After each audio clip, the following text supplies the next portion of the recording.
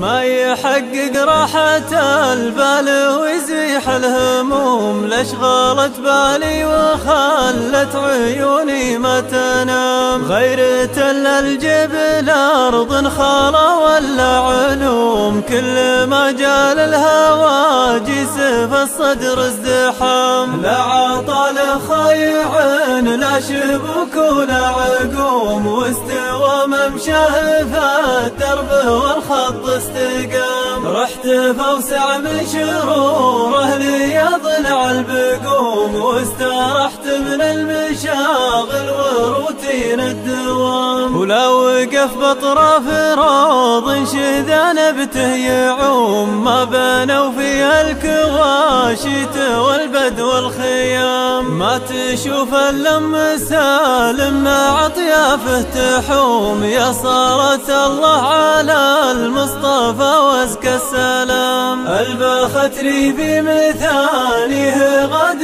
لك هموم، والخزام زورها كأنه رقاب النعام. معنى شمل بالوفا طيبهم فوق اللزوم، خف نفس وحسن خلق وشكاله واحترام. كل يقول الخويه تريح ومخدوم، يعتبر خدمة خويه على صدره وسام. وقبسوا نار مشاهبها مثل النجوم، لاشتعل سمر من الرمث فشناقه يدام. نذكر العرمه من اول ونيران العروض، والقطين اللي عليها قبل 50 عام. الوطى غادم بساتين والاجواء غيوم، يدخلك جو السعاده وجو الانسجام. والمخاليب الحباره على خده رسوم، رسمها عقب المطر مثل دقات الوشام. في خدود اللي توقف لا وصلتها العلوم، ما لا شبه الا جوال راح الكلام. بالجمال